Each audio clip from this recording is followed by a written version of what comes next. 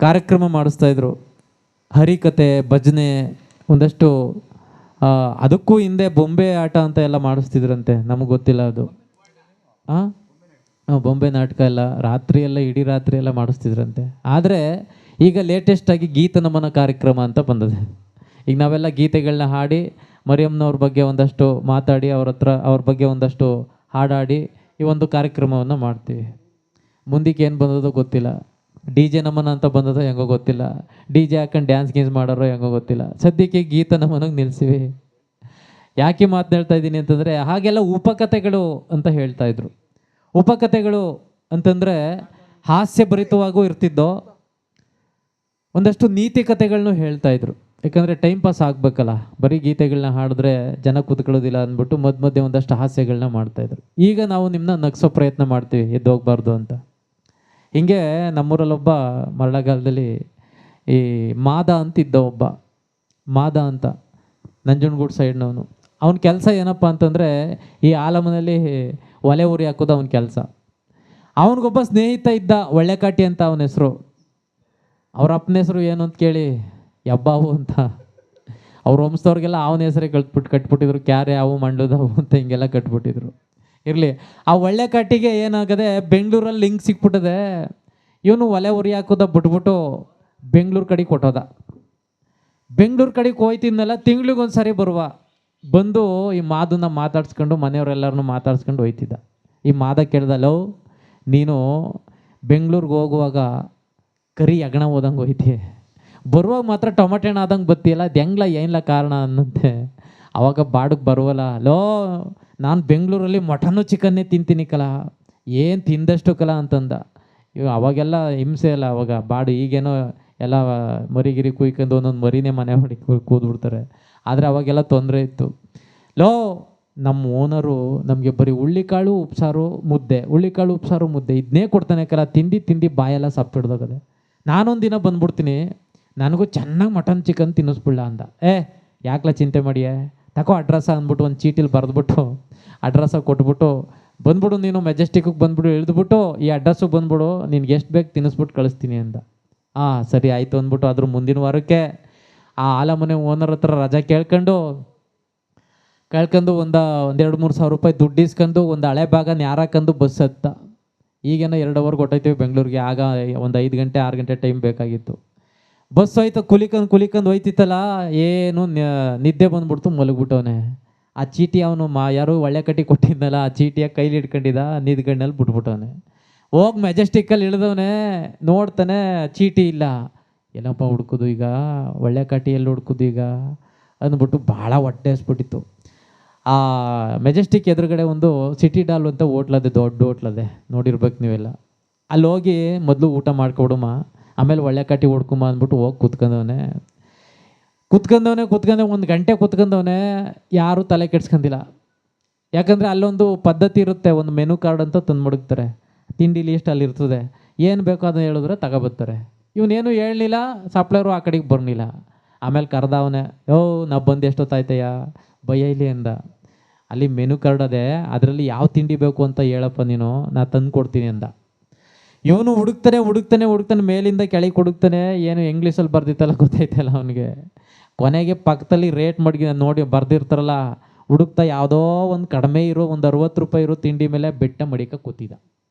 ಬಂದ ಅವನು ಸಪ್ಲೈರು, ಹುಡುಕ್ತಾಯ ಏನು ಬೇಕಯ್ಯ ಅಂತ ಬಂದ. ಮಡಗಿಲ್ವ ಬೆಟ್ಟ, ತಗೊಬರೋ ಬೋಳಿ ಮಗನೆ ಅಂದ. ಓಹೋ, ಇವನು ಯಾಕೊಂದು ನನಗೆ ಬೈತಾನೆ ಅಂದ್ಬಿಟ್ಟು ಅವನು ಹೋಗಿ ಒಳಗೆ ಹೋಗ್ಬಿಟ್ಟು 4 ಮುದ್ದೆನೂ 4 ಕಪ್ ಉಪ್ಸಾರು ತಗೊಬಂದು ಮಡಗಂದಂತೆ.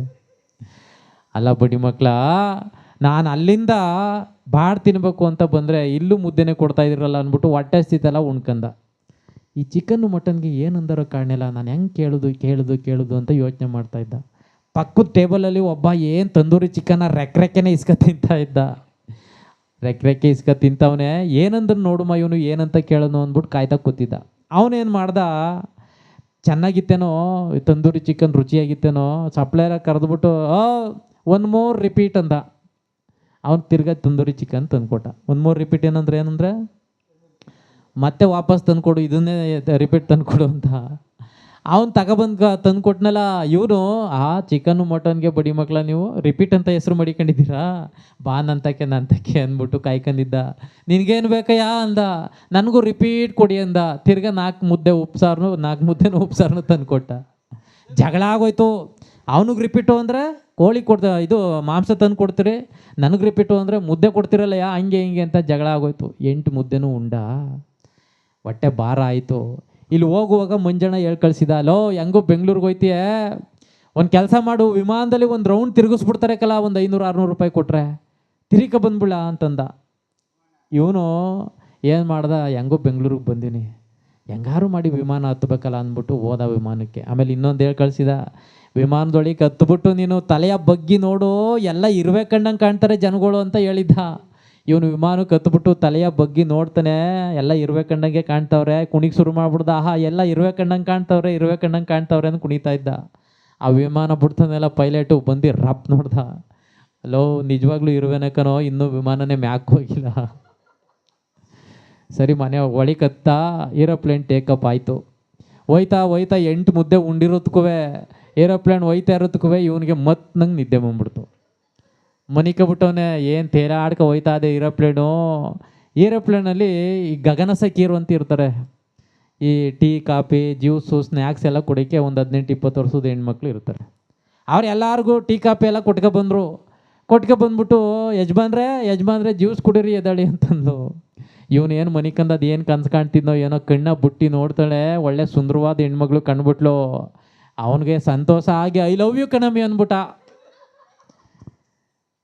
ಅವಳಿಗೆ ಮಕ್ಕ ನೋಡ್ತಾಳೆ, ಇದ್ಯಾಕೋ ಹಿಂಗಂತಾಳೆ. ಹಂಗನ್ನೋದಲ್ದೇ ಕೈಯ ಬದ್ರಾಗ ಹಿಡ್ಕೊಂಡು ಸುತ್ತಮುತ್ತ ಇದ್ದವರೆಲ್ಲ ಏನು ದಮನ ಹೊಡೆದಾಕ್ಬಿಟ್ರು. ಇಲ್ಲಿ ಏಟು ಬಿದ್ದದ್ಕೂ 8 ಮುದ್ದೆ ಉಂಡಿದ್ಕೂ ಅವನಿಗೆ 2 ಹೋಗಕ್ಕೆ ಅವಸರ ಆಗೋಯ್ತು. ಆ ವಿಮಾನದಲ್ಲಿ ಎಲ್ಲ ಜಾಗನೂ ನೋಡ್ಕೊಂಡವನೇ, ಇಷ್ಟಕ್ಕೆ ಹೋಗೋ ಜಾಗ ನೋಡ್ಕೊಂಡಿಲ್ಲ ಅವನು. ಹುಡುಕ್ತಾನೆ ಏನೂ ಸಿಗ್ಲಿಲ್ಲ. ಕೊನೆಗೆ ಹಿಂದೆ ಕಡೆ 2 ಸೀಟ್ ಖಾಲಿ ಇದ್ದು, ಊರಿಂದ ಹಳೆ ಬ್ಯಾಗ್ ತಗೋಗಿದ್ದಲ್ಲ, ಆ ಹಿಂದೆಗಡೆ ಕೂತ್ಕೊಂಡು ಆ ಸೀಟ್ ಮಗ್ಳಲ್ಲಿ ಕೂತ್ಕೊಂಡು ಹೋಗ್ಬಿಟ್ಟು ಗಂಟೆ ಹಿಡ್ಕೊಂಡು ಕೂತವನೆ. ಅಲ್ಲೊಂದು ಕತೆ ಆಗೋಯ್ತು. ಏನಪ್ಪ ಅಂತಂದರೆ, ಹೋಯ್ತಾರೆ ಏರೋಪ್ಲೇನಲ್ಲಿ 3 kg ಚಿನ್ನ ಸ್ಮಗ್ಲಿಂಗ್ ಹೋಯ್ತದೆ, ಮೊದಲು ಹಿಡ್ದಾಕ್ರಿ ಅಂತ ಪೊಲೀಸ್ನವ್ರು ಮೆಸೇಜ್ ಕೊಟ್ಬಿಟ್ಟವ್ರೆ. ಇವನು ಏನು ಬಂದ್ರು ಏನು ಪೊಲೀಸ್ನವರು ಒದ್ದಿಸ್ಕೊಬಂದ್ರು, ನಿಲ್ಲಿಸಿ, ಈ ವಿಮಾನದಲ್ಲಿ 3 kg ಚಿನ್ನ ಸ್ಮಗ್ಲಿಂಗ್ ಹೋಯ್ತದೆ, ನಿಲ್ಲಿಸ್ರಿ ಅಂದ. ವಿಮಾನ ನಿಲ್ಲಿಸಿದ್ರು. ಯಾರು ಇಳಿಬೇಡಿ, ನಾವು ಚೆಕ್ ಮಾಡಬೇಕು ಅಂದ್ಬಿಟ್ಟು ಏನು ಒಕ್ಕಟ್ಟಿಂದ ಎಲ್ಲ ಚೆಕ್ ಮಾಡ್ತಾರೆ, ಎಲ್ಲೂ ಇಲ್ಲ. ಗಂಟೆ ಹಿಡ್ಕೊಂಡು ಕೂತವನೇ ಸೀಟಿನ ಮರೆಯಲ್ಲಿ ಮಾದ. ಲಲ್ಲ ಕಳ್ಳ ಅಂದ್ರೆ ಹಿಂಗಿರ್ಬೇಕು ಕರ್ಲ, ಬರ್ಲಲ್ಲಿ ಇಲ್ಲಿ ಕೂತವನೇ ಕಳ್ಳ, ಗಂಟೆ ಹಿಡ್ಕೊಂಡು ಕೂತವನೇ, ತಗೊಬರ್ಲಲ್ಲಿ ತಕ್ಕಡಿ ಅಂದರು. ತಕ್ಕಡಿಯ ತಗೊಬದ್ದು ಬಾದನ್ ಮುಂಚರಿಗೆ ಮಡಗು ಗಂಟ ಅಂದರು. ಮಡಗ್ದ ಕರೆಕ್ಟಾಗಿ 2 kg ಬತ್ತು. ಇವರು ಕೋಪ ಹತ್ಬಿಡ್ತು. ಅಲ್ಲಿ 3 kg ಅಂತ ಹೇಳಿ ಕಳ್ಸವ್ರೆ, ನೀನು 2 kg ಕೊಟ್ಬಿಟ್ಟು 1 kg ಮಡಿಕಂದು ನಾಟಕ ಆಡ್ತಾ ಇದೆಯಾ, ಇನ್ನೊಂದು kg ಎಲ್ಲ ಅಂತ ಇನ್ನೊಂದು ಹೊಡೆದ್ರು. ಸ್ವಾಮಿ ನನಗೆ ಅಷ್ಟೇ ಬಂದದ್ದೇ ಅಷ್ಟು ಸ್ವಾಮಿ ಅಂತ. ಸುಳ್ಳು ಹೇಳ್ತಾ ಇದ್ದಿಲ್ಲ, ಇನ್ನೊಂದು kg ಎಲ್ಲಿ ಅಂದ್ಬಿಟ್ಟು ಇನ್ನೊಂದು ಕೊಟ್ಟರು. ಸ್ವಾಮಿ ಅಮುಕ್ತೆ ಸ್ವಾಮಿ, ನನಗೆ ಬಂದದ್ದೇ ಅಷ್ಟು ಅಂತ. ವಾಡ್ದೆ ಎಣ್ಣೆಕಾಯಿ ನೀರ್ಗಾಯಿ ಮಾಡಿ ಮನೆ ಕಳಿಸಿದ್ರಂತೆ.